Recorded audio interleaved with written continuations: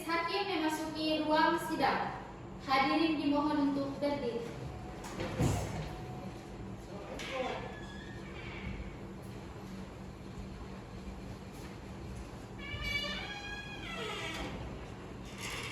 Hadirin dipersilakan untuk duduk kembali.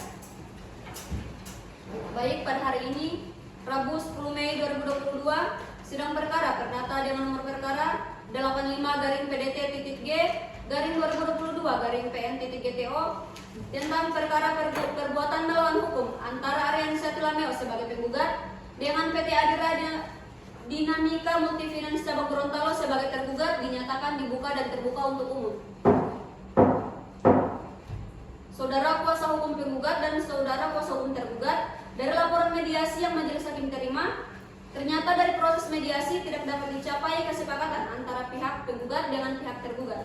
Oleh karena itu, sidang akan dilanjutkan dengan agenda pembacaan gugatan. Saudara hukum penggugat, apakah saudara sudah siap dengan gugatan saudara? Kami sudah siap, Yang Mulia. Baik, silakan dibacakan, tetapi dibacakan hanya dalam pokok-pokok perkaranya saja, berhubung salinannya sudah ada di kami. Kepada pihak tergugat, mohon untuk memperhatikan dengan seksama. Baik, izin berdiri, Yang Mulia. Disilakan. Baik, saya masuk ke pokok gugatan saja. Yang pertama, bahwa penggugat pada tanggal 22 Maret tahun 2021 telah melakukan perjanjian pembiayaan atau perjanjian fidusia kendaraan bermotor roda 6 dengan PT Adira Dinamika Multifinance Cabang Gorontalo dengan jangka waktu pelunasan sampai dengan tanggal 22 September 2024 dengan angsuran setiap bulannya sebesar Rp6.863.000 berdasarkan nomor kontrak 0708.21211968 yakni sebuah unit mobil niaga dengan spesifikasi kendaraan sebagai berikut: merek Isuzu truk MR17HD 6.1 dan truk, tahun dan warna 2018, warna putih,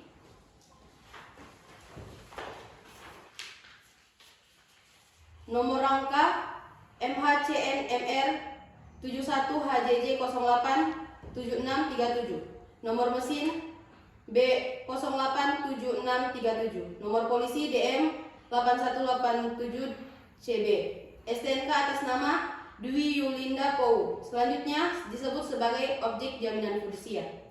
Kedua, bahwa berdasarkan perjanjian tersebut di atas, sebagai jaminan telah terbit sertifikat jaminan fidusia nomor W26.04087.2.AH.05.01 tahun 2021. Bahwa penggugat telah berhasil membayar angsuran kepada tergugat sejak tanggal 22 Maret 2021. Namun bahwa mulai sejak bulan Januari 2021 usaha penggugat mengalami permasalahan ekonomi, di mana kebutuhan keluarga mulai bertambah dan kurangnya kebutuhan konsumen terhadap pemesanan bahan-bahan material yang berdampak pada omset usaha penggugat pada umumnya yang menjadi yang menjadi komoditas utama usaha atau bisnis penggugat. Berikutnya, bahwa oleh karena mengalami kondisi ekonomi usaha yang sulit karena masih terasa efek pandemi COVID-19 beberapa tahun yang lalu serta langkanya bahan bakar minyak bersubsidi, membuat penggugat mengalami keterlambatan pembayaran, sehingga atas keterlambatan tersebut pihak PT Adira Dinamika Multifinance Cabang Gorontalo 27 Maret 2022 selaku tergugat melakukan penarikan paksa unit kendaraan tanpa melalui prosedur hukum yang dibenarkan oleh peraturan perundang-undangan, yaitu permohonan penetapan eksekusi jaminan fidusia di Pengadilan Negeri Tilamuta. Bahwa adapun penarikan paksa yang dilakukan oleh PT Adira Dinamika Multifinance adalah dengan cara merampas kendaraan tersebut dari tangan saudara Momi yang diambil secara paksa dengan cara menjegat mobil yang dikendarai oleh Momi, lalu kemudian Momi dipaksa mengarahkan mobil menuju kantor pada cabang Pohuwato. Hal tersebut tanpa sepengetahuan serta persetujuan penggugat. Penarikan paksa tersebut terjadi di sekitar kompleks Jalan Bandara Pohuwato, Desa Umayuwa, Kecamatan Randangan, Kabupaten Pohuwato. Bahwa akibat penarikan paksa tersebut penggugat berkeberatan karena penggugat tidak pernah menyerahkan secara sukarela atau bahkan menandatangani surat penyerahan unit olehnya. Tindakan dinamika multifinance cabang Gorontalo yang merampas kendaraan penggugat tanpa menunjukkan sertifikat fidusia dan dengan cara paksa tanpa ada persetujuan serta tanpa melalui prosedur hukum yang benar adalah merupakan perbuatan melawan hukum karena tidak sesuai dengan peraturan perundang-undangan yang berlaku sebagaimana dengan putusan Mahkamah Konstitusi nomor 2/PU angka Romawi 9/2021 yang menyebutkan bahwa dalam pelaksanaan eksekusi sertifikat jaminan fidusia melalui pengadilan negeri, selebihnya lagi bila mana unit tidak diserahkan kepada penerima fidusia yang dilakukan secara sukarela. Bahwa oleh karena itu berdasarkan uraian di atas telah benar nyatanya tergugat telah merampas secara paksa dengan cara melawan hukum, maka patut kiranya tergugat dihukum untuk menyerahkan dan mengembalikan dalam keadaan semula objek jaminan fidusia sebagaimana disebut di atas kepada penggugat tanpa syarat apapun, dan jika perlu penyerahan tersebut dilakukan secara paksa menggunakan bantuan alat negara, Polri atau TNI. Bahwa dengan demikian penggugat menuntut agar tergugat dihukum untuk membayar ganti kerugian material dan imaterial karena penggugat tidak menguasai dan mempergunakan kendaraan sebagaimana disebut di atas akibat penarikan paksa oleh tergugat dengan asumsi tergugat menguasai kendaraan sejak bulan Maret 2022. Maka dapat diasumsikan uraian kerugian material penggugat setiap bulannya adalah 3 juta rupiah. Perhitungannya begitu seharusnya sampai perkara ini berkekuatan tetap. Serta kerugian imaterial akibat perbuatan tergugat dan efek jerak buat tergugat agar tidak mengulangi perbuatannya di kemudian hari sebesar 100 juta rupiah.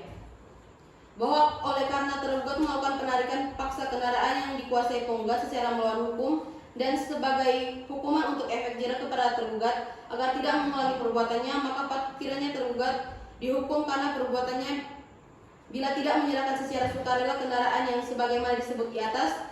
Perlu ditetapkan uang paksa yang terhitung sejak putusan ini mempunyai kekuatan hukum tetap, yaitu sebesar Rp500.000 per harinya. Bahwa atas perbuatan tergugat yang melakukan perbuatan melawan hukum, maka patut kiranya tergugat dihukum untuk tunduk dan patuh atas putusan. Bahwa selain itu menurut hemat penggugat sudah sepatutnya pula menurut hukum Pengadilan Negeri Gorontalo memutuskan menghukum kepada tergugat untuk membayar segala biaya perkara yang timbul dari perkara ini. Berdasarkan hal-hal yang diuraikan di atas dan didukung oleh dalil-dalil yang sesuai dengan ketentuan hukum, maka cukup beralasan dan berdasarkan hukum penggugat memohon kepada ketua pengadilan dan majelis hakim yang memeriksa perkara dan mengadili perkara ini berkenan memberikan putusan sebagai berikut. Pertama, mengabulkan gugatan penggugat untuk seluruhnya. Kedua, menyatakan menurut hukum perbuatan tergugat yang merampas kendaraan roda 6 yaitu sebuah unit mobil dengan spesifikasi kendaraan merek tipe Isuzu truk nomor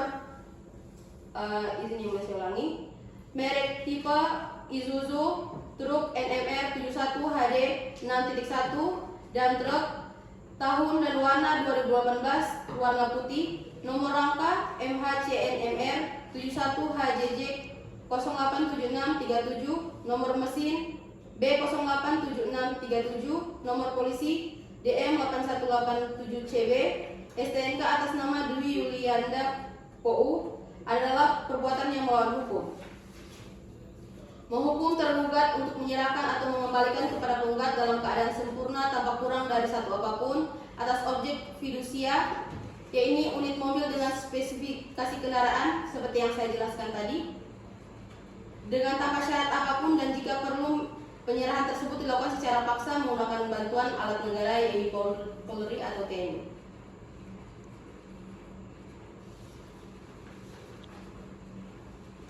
Menghukum tergugat untuk membayar kerugian yang dialami oleh penggugat berupa kerugian material sebesar 3 juta rupiah setiap bulannya, dihitung sejak tergugat merampas kendaraan yang dikuasai penggugat sejak bulan Maret 2022 sampai perkara ini berkekuatan hukum tetap, dan kerugian imaterial sebesar 100 juta rupiah akibat perbuatan tergugat merampas kendaraan di tengah jalan dengan cara melawan hukum.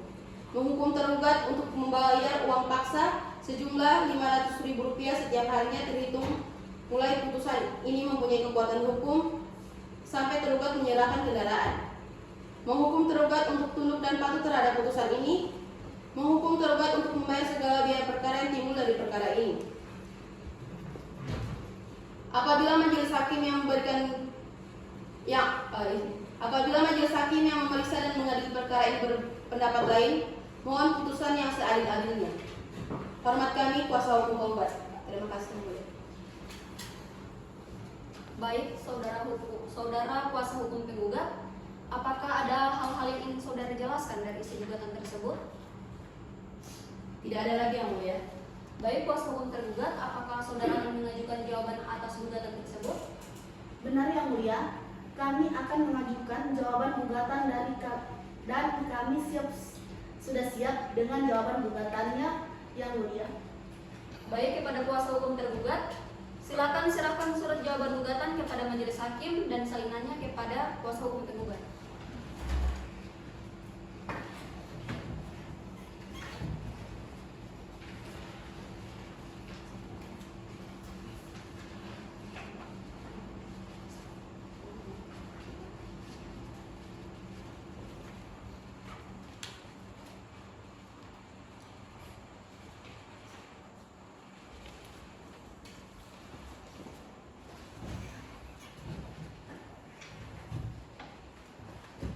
Baik, kuasa hukum tergugat, apakah saudara akan merubah jawaban gugatan dari saudara? Tidak ada yang mulia. Baik, silakan saudara bacakan. Baik, yang mulia izin untuk membacakan. Silakan. Bahwa tergugat menolak dengan tegas seluruh dalil yang diajukan oleh penggugat dalam gugatan akuo, kecuali yang secara tegas dengan eksplisit diakui kebenarannya oleh tergugat. 1. Gugatan kabur. Bahwa gugatan perbuatan melawan hukum oleh penggugat tidak jelas alias kabur karena tidak memberikan uraian unsur-unsur sesuai pasal 1365 KUH Perdata atas perbuatan tergugat sebagai berikut. Tiap perbuatan melawan hukum yang membawa kerugian kepada orang lain. 2. Bahwa perbuatan melawan hukum dari penggugat ini tidak memirinci dan menjelaskan unsur-unsur pasal akuo yang menjadi dasar gugatannya. Ketiga, bahwa gugatan penggugat dalam posita poin 1 yang mendasarkan gugatannya pada perjanjian pembiayaan nomor 0708 2121 196181 tanggal 22 Oktober 2021.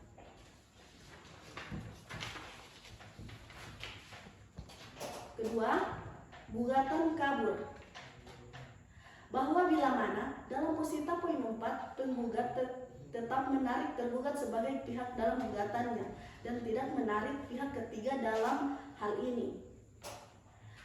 Bahwa terhadap kerjasama dengan pihak ketiga yang dimaksud oleh merupakan aturan yang diatur oleh otoritas jasa keuangan dalam peraturan otoritas jasa keuangan nomor 35 garing PJOK 05 garing 2018 tentang penyelenggaraan usaha pembiayaan.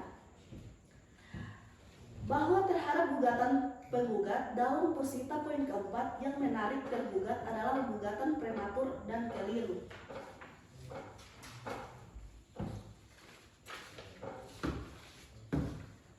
Ketiga, plurium litis. 1. Bahwa bila mana dalam posita poin keempat penggugat tetap menarik tergugat sebagai pihak dalam gugatannya dan tidak menarik pihak ketiga dalam hal ini. Kedua, bahwa dikarenakan penyerahan barang yang dilakukan penggugat tidak diterima secara langsung oleh tergugat. Ketiga, dengan tidak ditariknya PT Sejahtera Mitra Solusi sebagai turut tergugat menyebabkan gugatan menjadi kurang pihak, sehingga gugatan tidak memenuhi syarat formil atau mengandung cacat formil dan gugatan harus dinyatakan tidak diterima.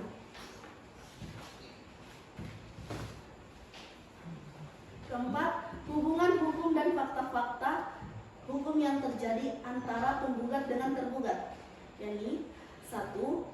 Bahwa pada tanggal 11 Maret 2020 tergugat dan penggugat yakni saudara Jakaria Erpou, SPD MMK telah menandatangani perjanjian pembiayaan dengan penyerahan hak milik secara fidusia. Kedua, bahwa objek pembiayaan tersebut berupa 1 unit kendaraan bermotor jenis mobil merek Isuzu tipe truk dengan nomor polisi DM8187CB, nomor rangka MH-CN-MR71HJJ087637, nomor mesin B087637.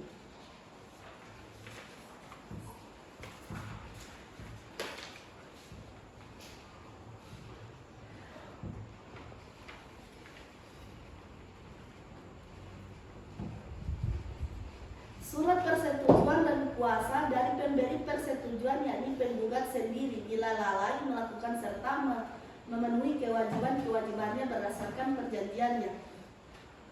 4. Perjanjian tersebut berlaku sejak tanggal 11 Maret 2020 dengan jangka waktu selama 48 kali angsuran atau 48 bulan.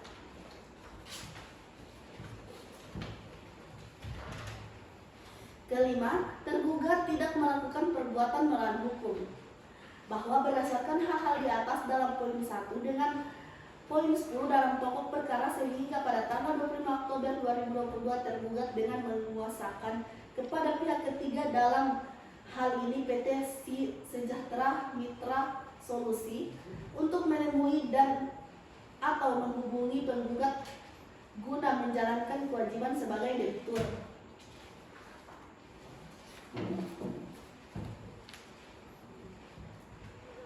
Bahwa dengan demikian jelas bahwa tuduhan melakukan perbuatan melawan hukum tidaklah dapat dikenakan terhadap tergugat karena suatu perbuatan hanya dapat dilakukan jika terjadi interaksi antara para pihak. Sedangkan faktanya penggugat sama sekali menutupi pintu untuk berkomunikasi dengan tergugat. Rincian jawaban berdasarkan fakta yakni 1. Bahwa tergugat menolak seluruh dalil gugatan yang diajukan penggugat terkecuali terhadap hal-hal yang diakui secara tegas. Kedua, bahwa gugatan penggugat yang menegaskan perjanjian pembiayaan dimulai tanggal 22 Oktober tahun 2021 namun mengalami permasalahan ekonomi sejak bulan Januari pada tahun 2021 akibat force majeure atau keadaan memaksa terkait adanya penyebaran COVID-19 untuk dipertimbangkan oleh tergugat adalah tidak beralasan, tidak jelas alias kabur karena selain sebenarnya penggugat sudah dilakukan program restrukturisasi.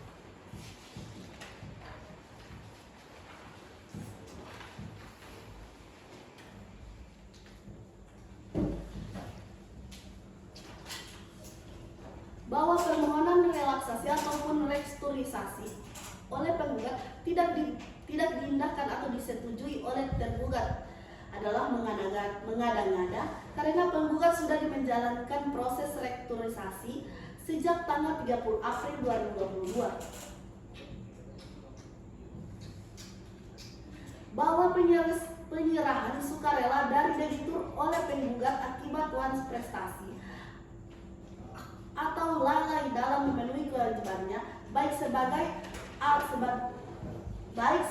atau seluruhnya juga sudah ditegaskan dan disepakati dalam seluruh kesepakatan. Bahwa berdasarkan fakta-fakta juga yang ada maka sangat jelas dan terang gugatan penggugat dan ini tidaklah sesuai dengan fakta yang terjadi sehingga tergugat menolak dalil penggugat yang termuat dalam posita poin 1, poin 2, dan poin 3 karena posita tersebut tidak benar dan keliru. Bahwa tergugat menolak dalil penggugatan poin 4, 5, dan 6 karena yang terjadi adalah proses penyampaian informasi status kendaraan dimaksud oleh PT Sejahtera Mitra Solusi kepada orang yang membawa unit dimaksud bernama Momi Karim yang ditemui di wilayah Kecamatan Randangan yang kemudian mengarahkan objek dimaksud ke kantor unit tergugat di Marisa atau kemudian PT Sejahtera Mitra Solusi dan pegawai di kantor unit Marisa melakukan komunikasi atau menghubungi langsung penggugat via telepon yang dijawab oleh saudara penggugat. Silakan untuk merelakan bila mana unit akan dikuasai meski dengan ucapan akan melaporkannya.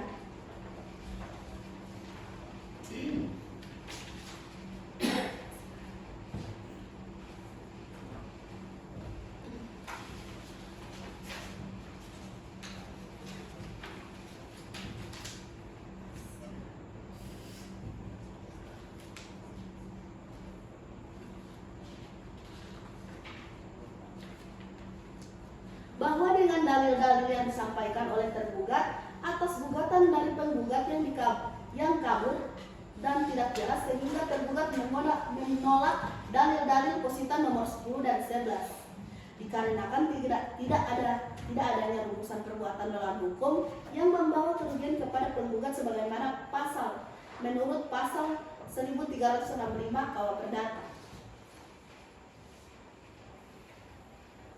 Bahwa dengan demikian jelas gugatan penggugat tidak benar, kabur, tidak berdasarkan fakta-fakta hukum dan tidak memiliki dasar hukum yang jelas sebagaimana yang diwajibkan dalam setiap surat gugatan harus memiliki dasar hukum. Oleh karenanya sudah sepatutnya gugatan penggugat ini ditolak.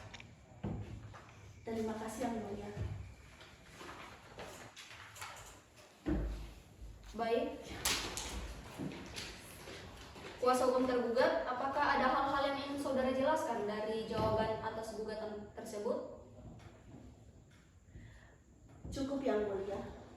Baik, kuasa hukum tergugat telah membacakan jawaban atas gugatan dari pihak penggugat. Selanjutnya, dari pihak penggugat, apakah akan mengajukan replik sebagai bentuk tanggapan dari jawaban atas gugatan saudara?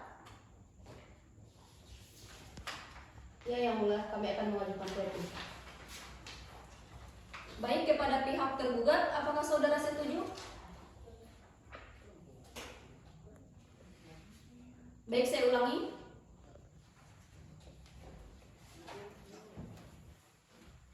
Berapa waktu yang kuasa hukum penggugat butuhkan untuk menyusun replik tersebut?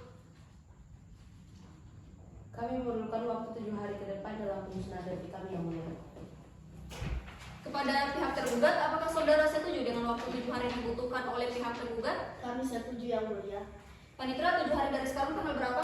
Senin tanggal 17 Mei 2022 yang mulia.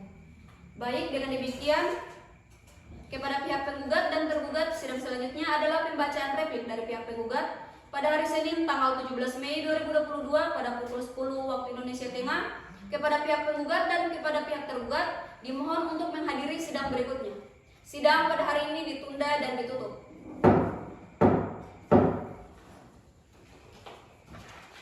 Majelis Hakim meninggalkan ruang sidang. Hadirin dimohon untuk